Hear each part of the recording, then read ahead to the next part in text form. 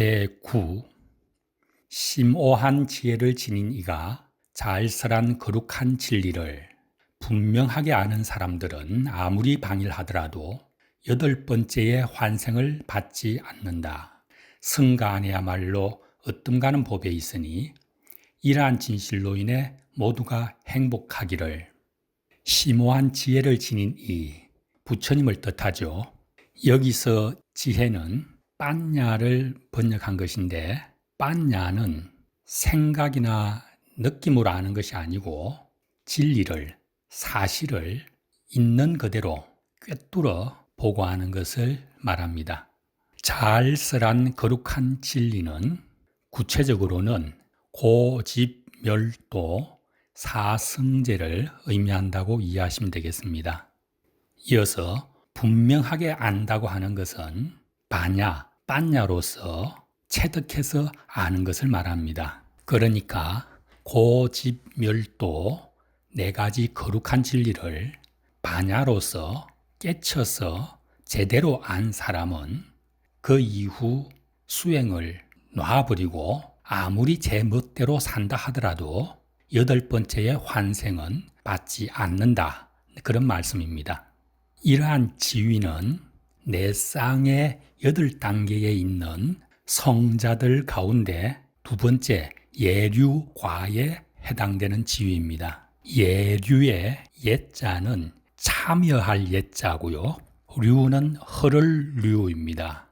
진리의 흐름, 거룩한 흐름에 참여했다, 들어섰다는 뜻입니다. 예류과의 성자는 생사윤회에서 곧바로 자유로워지지는 못하지만 영원히 악도에는 떨어지지 않고 인간과 천상을 왕래하며 환생하게 되는데, 아무리 게을러도 7번 환생하는 그 사이에 아라한과를 얻어서 윤회로부터 해탈하게 된다는 말씀입니다. 마치 나무가 회복 불가능하도록 치명적으로 밑둥이 잘려버리면 그 즉시 넘어가지는 않아도 서서히 말라가면서 결국 넘어가 버리는 것과 비슷합니다. 예류과와 그 전 단계인 예류도는 깨침의 깊이에서 차이가 있습니다. 예류도의 성자도 악도에는 영원히 떨어지지 않지만 인간과 천상을 오가며 환생하는 것이 7번보다 더 많은 생이 걸립니다. 하지만 결국에는 아라한과의 정각을 이루고 윤회에서 해탈한다는 것이 결정된 지위입니다. 이어서 예류도와 예류과의 공덕에 대해 계속 말씀하십니다. 제10. 자와 우주에 대한 통찰을 성취함과 동시에 개체가 존재한다는 견해, 불교에 대한 의심, 사계에 대한 집착, 이 세 가지는 즉시 없어지고 네 가지 악취에서 벗어나고 또한 6가지 큰 죄악을 결코 저지르지 않는다. 성가 안에야말로 어뜸가는 법에 있으니 이러한 진실로 인해 모두가 행복하기를. 개체는 개별적인 실체라는 뜻입니다.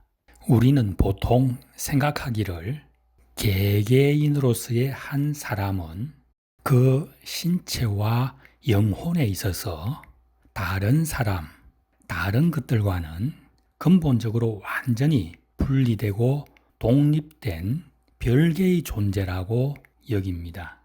그래서 하나의 영혼이 여러 영혼으로 쪼개질 수 없고 여러 사람의 영혼이 융합되어 한 사람의 영혼으로 될 수도 없을 거라고 생각합니다. 이런 생각은 영혼을 실체로 여기는 것인데 어리석은 착각입니다. 불교에서는 실체로서의 개체는 존재하지 않는다는 뜻인 무아를 말합니다. 무아의 진리는 임신과 출산의 과정을 살펴보면 알 수 있습니다. 남녀라고 하는 생명체, 영혼들은 각각 정자와 난자라고 하는 수많은 생명체들, 영혼들을 만들어냅니다. 그 정자들, 난자들 하나하나는 분리되고 독립된 생명체이니 각각 별개의 영혼들을 갖고 있다고 봐야 할 겁니다. 그런데 정자와 난자가 융합되어서 수정체라고 하는 하나의 생명체가 되죠. 그렇다면 정자의 영혼과 난자의 영혼, 이 두 영혼이 융합되어 한 영혼이 된 겁니다. 그리고 대개의 경우는 하나의 수정체가 성장해서 하나의 태아가 되고 한 아기로 출산합니다. 그런데 수정체가 외적인 어떤 자극을 받아서 쪼개지면 일란성 쌍둥이나 다둥이를 출산하게 됩니다.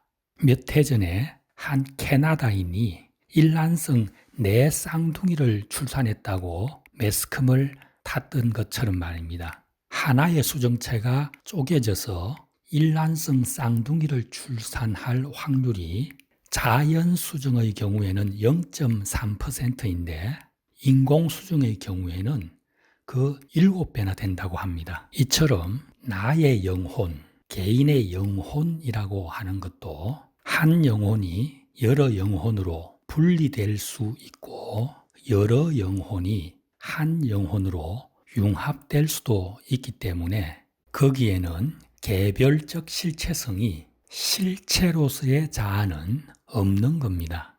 그 다음 불교에 대한 의심은 구체적으로 부처님, 그리고 부처님의 가르침, 그리고 성자 스님들, 그리고 불교인의 규범인 계율, 이 네 가지의 가치에 대한 의심입니다. 불교 신행, 부처님의 가르침을 믿고 행한다고 해도 불교가 정말로 진리일까에 대해서 일말의 의심이 없을 수가 없습니다. 믿음이라는 것이 근본적으로 갖고 있는 한계 때문입니다.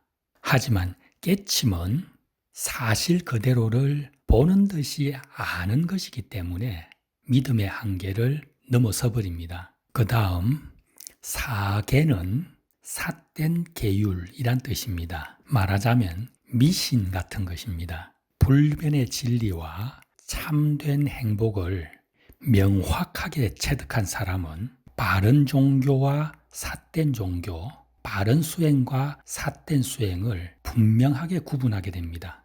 그 다음 네 가지 악천은 지옥, 축생, 악귀, 아수라 세계를 말합니다. 그리고 6가지 큰 죄악은 아버지를 죽이는 것, 어머니를 죽이는 것, 아라한을 죽이는 것, 부처님을 해쳐 몸에서 피가 나게 하는 것, 출가 공동체인 승가를 깨뜨리는 것, 삿된 종교를 추종하는 것입니다.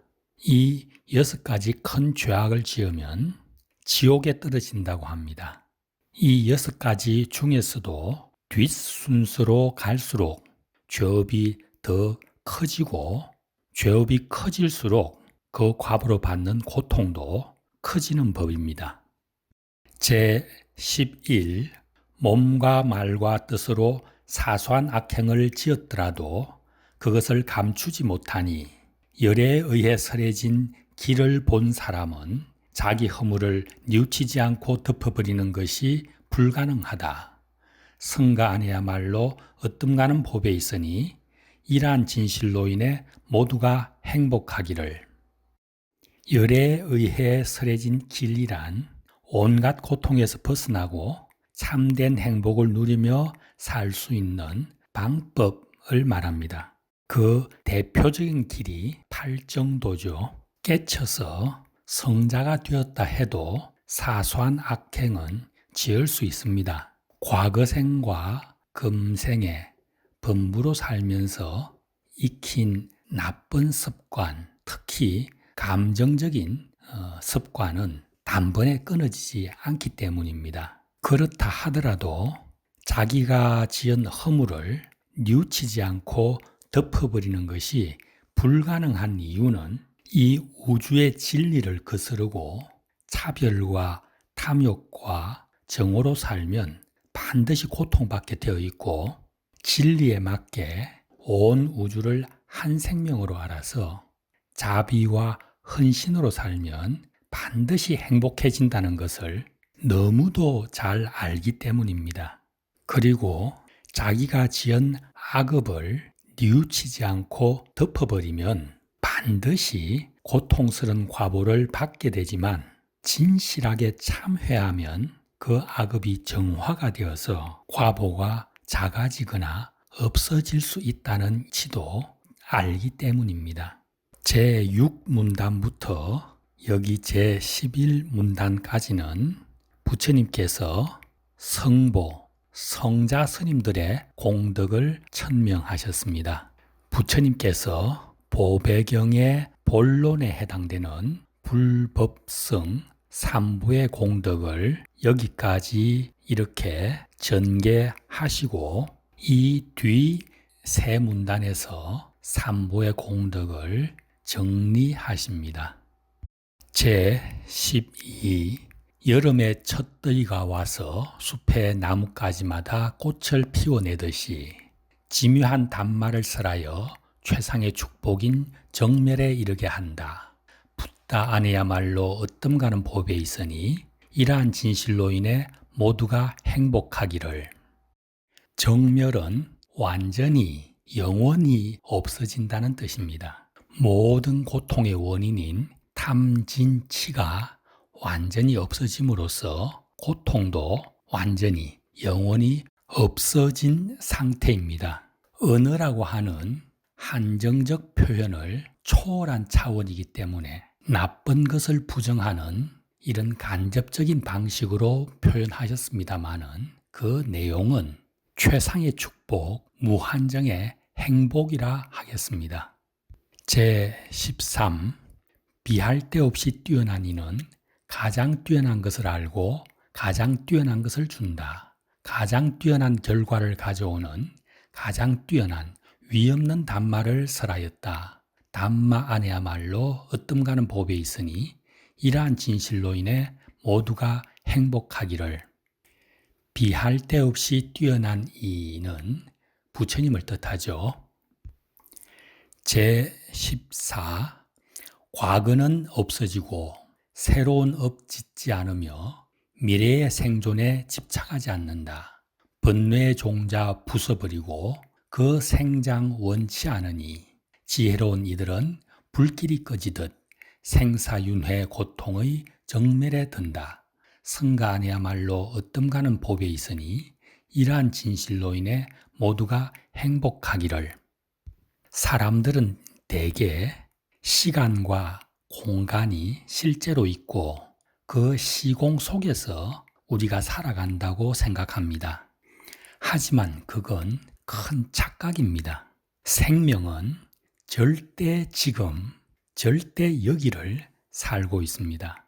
그렇게 무한한 생명 속에서 시간을 지어내고 공간을 지어내면서 살고 있는 겁니다. 번뇌의 종자를 완전히 부숴버리고 새로운 업을 전혀 짓지 않는 경지는 아란과의 단계입니다. 여기까지가 보배경의 본론이고 이후의 세 문단은 결론부인데 서론부와 같은 맥락입니다. 제15 여기 모여든 모든 존재들은 지상에 있거나 공중에 있거나 모두 다 천신들과 인간들의 공경을 받는 진리의 체현자로서 오니 열에 곧 붓다에게 예경하기를 그리고 행복하기를. 제16 여기 모여든 모든 존재들은 지상에 있거나 공중에 있거나 모두 다 천신들과 인간들의 공경을 받는 진리의 체현자로서 오니 열애의 단마에 예경하기를 그리고 행복하기를. 제17 여기 모여든 모든 존재들은 지상에 있거나 공중에 있거나 모두 다 천신들과 인간들의 공경을 받는 진리의 체현자로서 오니 열애의 성가에 예경하기를 그리고 행복하기를. 큰 환란의 고통에 빠져있던 배살리에 공회당에 모여든 수많은 홀령들과 천신들과 인간들에게 당부하시고 축원하시면서 가르침을 마치셨습니다. 부처님의 가르침이 진리이고 진실임을 지금 눈앞의 성자 스님들이 증명하고 있으니 거룩한 삼보의 크나큰 공덕을 믿음으로 받아들이고 예경으로부터 시작해 그 가르침을 받들어 실천해서 더없이 행복하게 살라는 당부입니다.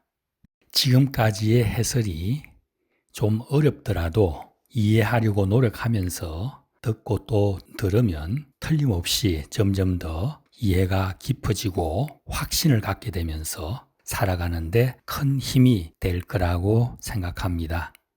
전염병이 세계적으로 크게 유행하는 이 어려운 시기에 건강 잘 지키시고 마음 공부로 어려움들을 잘 이겨내시기 바랍니다.